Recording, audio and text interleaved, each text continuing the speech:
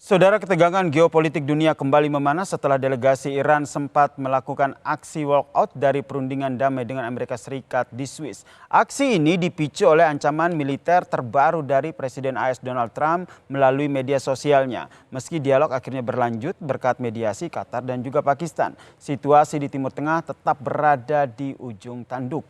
Kita bahas bersama dengan sejumlah narasumber yang telah bergabung di Kompas Petang. Ada pakar PPAU, alumni US Air War College, Mars Mateni Agung Sasongkojati, dan juga Evata Filomeno Duarte, dosen ilmu politik dari Udayana. Selamat petang semuanya. Petang. Saya ke Mas Agung Sasongko dulu nih, melihatnya bagaimana nih? Karena kalau kita lihat aksi walkout dari Iran di Swiss ini setelah adanya ancaman media sosial dari Trump. Apakah ini murni taktik diplomasi, gertakan, atau sebuah sinyal kesiapan tempur dari Iran? Begini, begini. Di dalam MOU disebutkan juga bahwa kedua pihak berhenti untuk saling mengancam, saling menyerang secara fisik ya dengan senjata, dan juga saling mengancam dengan iktikat baik akan mulai berunding, sebutkan seperti itu. Tapi ini baru mulai berunding.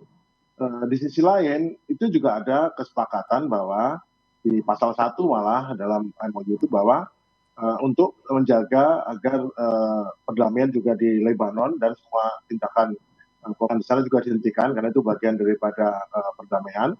Namun itu tetap saja Israel menyerang sasaran-sasaran, dan bahkan sasaran itu bukan sasaran militer saja tapi menyerang sasaran sipil dengan tujuan jelas, yaitu untuk menghancurkan rumah-rumah, menghancurkan ini, jadi mencari kehidupan sehingga tidak bisa digunakan dan disuruh pergi orangnya. Itu juga disampaikan oleh Ben Gvir ya, Menteri Keamanan Nasionalnya itu. Jadi memang punya secara memang, dan itu membuat Iran melakukan tindakan dia menutup dari Hormuz, menyatakan menutup Hormuz.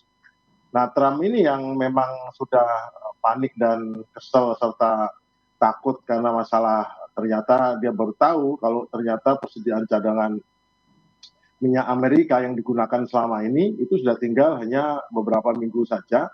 Dan itu juga yang kedua juga dia berharap agar segera minyak keluar, mengalir, minyaknya Iran, minyak siapapun keluar untuk segera menurunkan harga minyak, ya jadi marah. Dan dia mengancam bahwa akan menyerang dan akan, kamu juga nggak selamat kalau pulang. Wah, itu ancamannya udah ancaman pribadi gitu kan. Ya sebagai negara yang bermartabat tentu saja keberatan Iran untuk tetap ada di ruangan itu dan dia keluar namun tidak pergi. Sehingga yang kontang-panting ya orang Qatar dan Pakistan yang bolak-balik untuk menjaga ini aman. Namun ini bukan gertakan saja, karena pada saat yang sama itu diketahui juga bahwa seketika mereka pergi itu seketika juga rudal-rudal pesisir di sepanjang selatan daripada pantainya di Teluk Persia dan rudal-rudal lainnya yang juga berada di Isfahan dan lain-lain itu juga disiapkan, beberapa sudah dikeluarkan. Artinya memang Iran menggunakan titik asimetris. Jadi begini, mereka tidak saja siap, mereka menunjukkan saya juga siap. Kamu ngancam saya gitu, meskipun dia nggak anggap remeh ancamannya. Oke, berarti tidak hanya gertakan saja ya, Pak Agung ya, tapi ini juga bisa dikatakan sebagai sebuah, sebenarnya Iran sendiri juga siap jika dilakukan untuk perang. Kami lanjutkan perbincangan kami dengan Bang Syarki dan juga Bang Evata. Tadi kalau kata Bang Syarki bahwa sebenarnya aksi walkout dari Iran ini bukan hanya ancaman biasa, tapi sebenarnya Iran sendiri memang sudah siap secara militer begitu. Kalau dari Mas Evata sendiri melihatnya sejauh mana kesiapan militer Iran jika nanti ada perang terbuka lagi dengan Amerika Serikat? Baik, dalam kondisi tersebut memang isi perjanjian juga masih tidak lengkap ya. Perjanjian P5+1 ini juga tidak ada satu klausul yang benar-benar mengikat secara aturan hukum. Tidak ada mekanisme arbitrase juga ya, jika terjadi pelanggaran maka ketika dalam kondisi tersebut semua pihak siap untuk menggunakan senjata mereka masing-masing.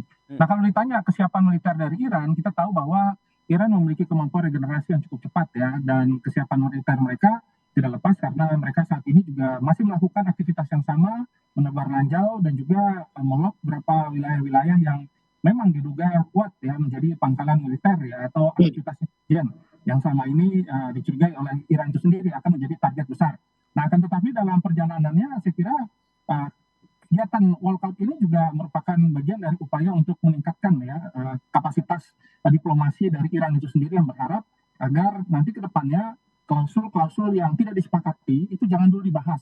Nah, Amerika ini ingin cepat sekali membahas dan mereka ingin memenangkan diplomasi dengan good deal yang sangat-sangat sesuai dengan standar mereka. Padahal dalam kondisi tersebut niatan baik ini harus dijalankan perlahan.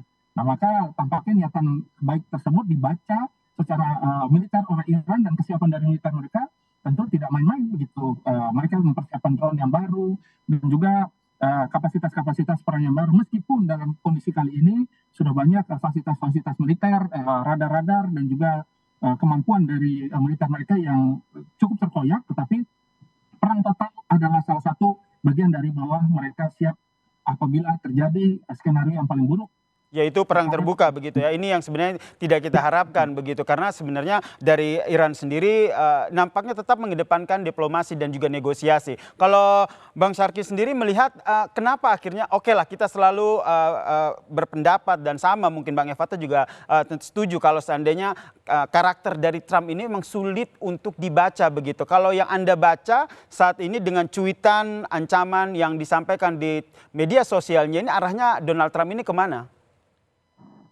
Ya, Donald Trump seperti biasa, dia seperti memang nggak umum ya, orang lagi berunding terus dia nimbrung di situ. Jadi Donald Trump tuh kayaknya tidak bisa membedakan antara orang sedang berdiplomasi dengan tanggapan langsung. Jadi bagi Donald Trump yang orang generasi milenial, generasi kayak saya gini, dia yang pengen dia lihat adalah respon yang dilihat di media. Jadi apapun yang terjadi, tidak semua yang diomongkan itu dilaksanakan kan. Ada juga apa yang tidak diomongkan dilaksanakan. Tapi yang jelas dia tidak mungkin melaksanakan serangan atau apapun itu karena memang sekarang Iran sudah siap. Yang kedua sudah terikat oleh MOU. Jadi ya dia juga ngomong sembarangan. Kemarin seperti sama Perdana Menteri Italia juga ngomong sembarangan tuh mengenai nanti kalau Iran punya nuklir dalam 2 menit Italia hancur. Marah lah si Meloni mengatakan bahwa dari 9 negara pemegang nuklir cuma 1 yang pernah menggunakan nuklir, namanya Amerika Serikat. Sampai seperti itu, artinya apa? Memang beliau tidak punya tata krama hubungan internasional.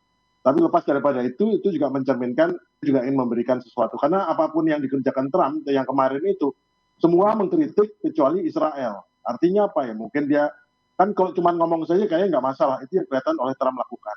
Tapi yang dilakukan sekarang justru malah menunjukkan betapa tim atau delegasi Iran itu sangat bermartabat, sangat menunjukkan kualitasnya, dan justru apa yang dilakukan oleh Trump itu malah meningkatkan leverage atau daya tawar ataupun bagusnya Iran.